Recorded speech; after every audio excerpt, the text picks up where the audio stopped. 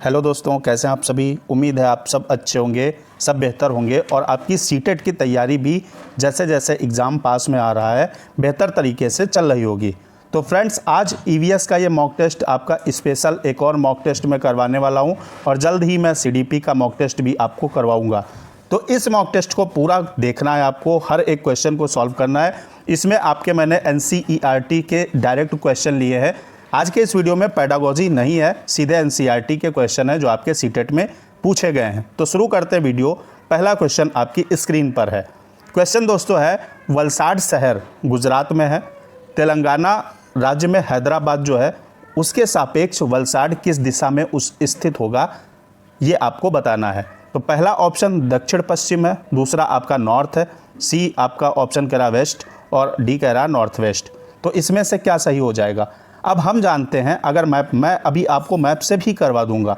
अगर हम जानते हैं दोस्तों, हैदराबाद कहीं यहाँ पे स्थित है आपका और गुजरात यहाँ पे स्थित है, ठीक है। तो इसमें आपका ये डायरेक्शन लगेगी। अब देखिए डायरेक्शन कौन सी होती है। डायरेक्शन आपकी ये नॉर्थ ऊपर होती है और ईस्ट आपका इधर होता है और इधर आपका साउथ होता है और इधर आपका वेस्ट यानी पश्चिम होता है। तो अब पूछ रहा किसके सापेक्ष, तेलंगाना के सापेक्ष वलसाड शहर पूछ रहा है। तो इधर से इधर को चलेंगे दोस्तों। ये दिशा कौन सी हो गई आपकी, उत्तर और पश्चिम के बीच की दिशा आपकी नॉर्थ वेस्ट हो गई।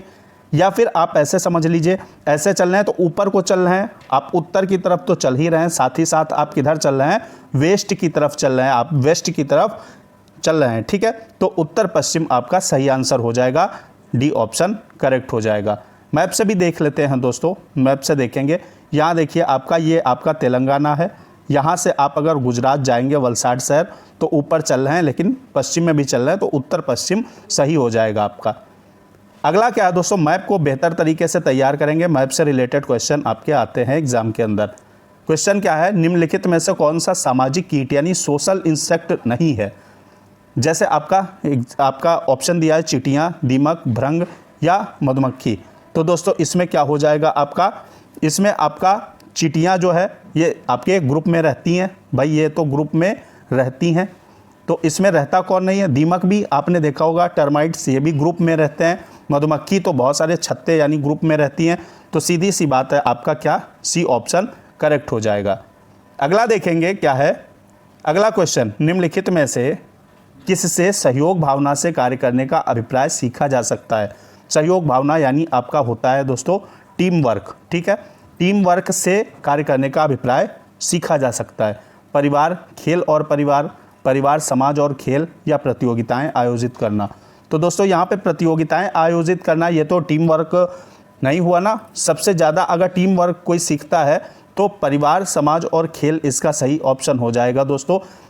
इससे जो है कार्य करने का अभिप्राय सीखा जा सकता है, किससे, सहयोग भावना से। तो आपका सी ऑप्शन, इसमें आपका परिवार, खेल और परिवार सारा कुछ आ गया, सी ऑप्शन करेक्ट हो जाएगा।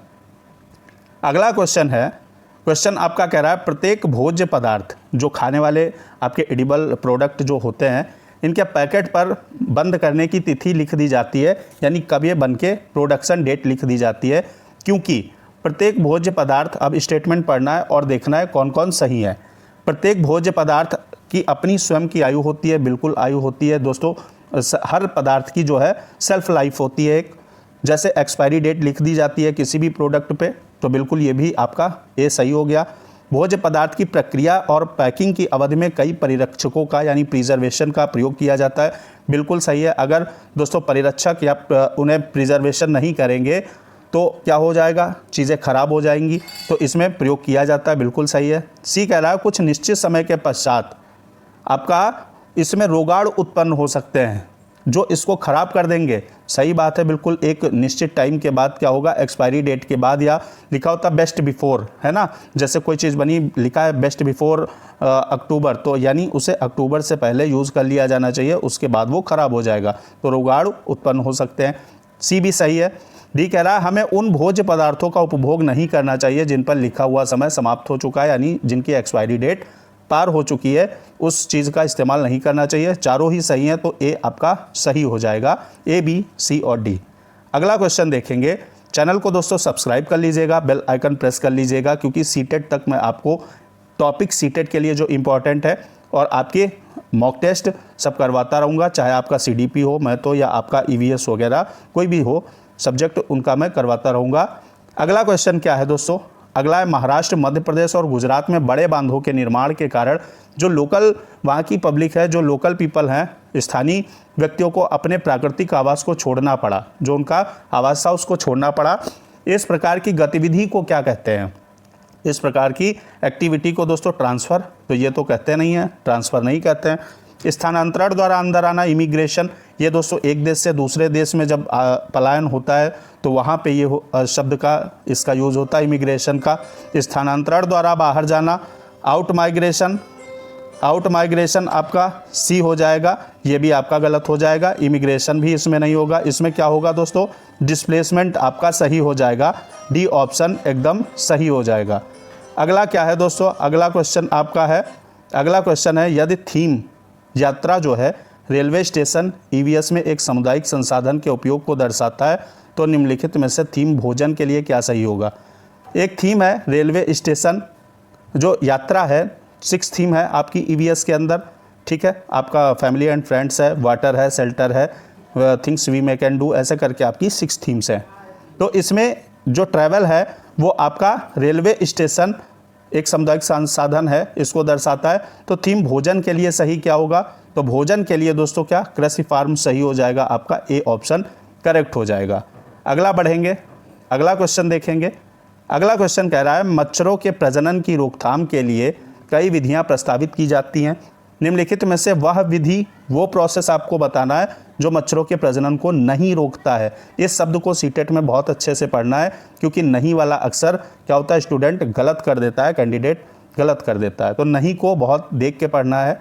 कूलर के पानी को सप्ताह में कम से कम 2 बार बदलें, बिल्कुल ये आपके प्रजनन को यानी मच्छरों के फैलने को रोकेगा अगर आप पानी बदलेंगे, ये तो सही है। तालाब और पानी इकट्ठा होने वाले स्थान में मछली डालें जो कि मच्छरों का जो है मॉस्किटोज़ का लार्वा खा सके, बिल्कुल सही है ये भी आपका। मच्छरदानी का प्रयोग करें, ये आपका सी ऑप्शन जो है। मच्छरदानी का प्रयोग दोस्तों मच्छरों के फैलने को नहीं रोकता है, ये व्यक्ति अपनी सेफ्टी के लिए यूज़ करता है, तो सी ऑप्शन सही हो जाएगा। डी पढ़ लेंगे, यदि किसी स्थान पर पानी इकट्ठा हो गया तो तेल का छिड़काव करें, बिल्कुल ये भी आपका मच्छरों के फैलाव को रोकेगा। तो सी ऑप्शन, क्योंकि पूछा आपका नहीं है तो उत्तर जो होगा आपका ऑप्शन होगा वो नहीं वाला सही हो जाएगा, मच्छरदानी का प्रयोग करें। अगला क्या है, अगला क्वेश्चन है दोस्तों, वीडियो को लाइक कर दीजिएगा। अगला क्वेश्चन क्या है, भावी पीढ़ी के सामाजिकरण में परिवार की महत्वपूर्ण भूमिका होती है।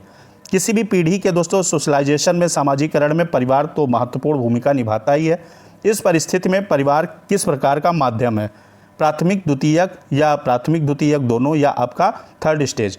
तो इसमें दोस्तों परिवार हमेशा जो होगा, फैमिली जो होगी, फैमिली दोस्तों हमेशा फर्स्ट होगी, ठीक है, फैमिली फर्स्ट होगी। अब अगर स्कूल पूछा जाए, स्कूल सेकेंडरी में जाएगा, तो परिवार जो होगा दोस्तों वो प्राथमिक सामाजिकरण का पार्ट होगा, ए ऑप्शन सही हो जाएगा। अगला क्वेश्चन क्या है, अगला क्वेश्चन है दोस्तों, भारत के निम्नलिखित राज्यों में से ब्रह्मपुत्र नदी कहाँ से होकर बहती है? असम, मिजोरम, मेघालय, अरुणाचल प्रदेश और असम, त्रिपुरा और मणिपुर। तो जो आपकी ब्रह्मपुत्र नदी है वो भारत में दोस्तों अरुणाचल प्रदेश और असम से होकर बहती है। अरुणाचल में इस नदी का नाम दोस्तों दिहांग इसे बोला जाता है। और आपका अगर तिब्बत के अंदर बात करें तो तिब्बत के अंदर इस नदी को सांगपो बोला जाता है। अब आप कमेंट बॉक्स में बताएंगे कि आपका बांग्लादेश के अंदर क्या बोला जाता है ब्रह्मपुत्र को। तो सी ऑप्शन फिलहाल करेक्ट हो जाएगा। अगला क्या क्वेश्चन है, अगला क्वेश्चन दोस्तों है निम्नलिखित में से कौन सी मुद्रा अबू धाबी में प्रचलित है? अबू धाबी में कौन सी करेंसी चलती है? डॉलर, रुपया, दिरहम या टका? तो टका दोस्तों हम जानते हैं आपका बांग्लादेश में चलता है। कहाँ? बांग्लादेश में चलता है। आपका रुपया अपने भारत में चलता है और डॉलर USA में चलता है, ठीक है। दिरहम जो हो जाएगा ये अबू धाबी की मुद्रा यानी करेंसी हो जाएगी। सी ऑप्शन आपका राइट है। तो आज के वीडियो में हमने NCERT से दोस्तों क्वेश्चन करवाए हैं आपको सारे। अगले वीडियो में फिर से मुलाकात होगी हमारी और आपकी ज़बरदस्त क्वेश्चंस के साथ। जय हिंद, वंदे मातरम।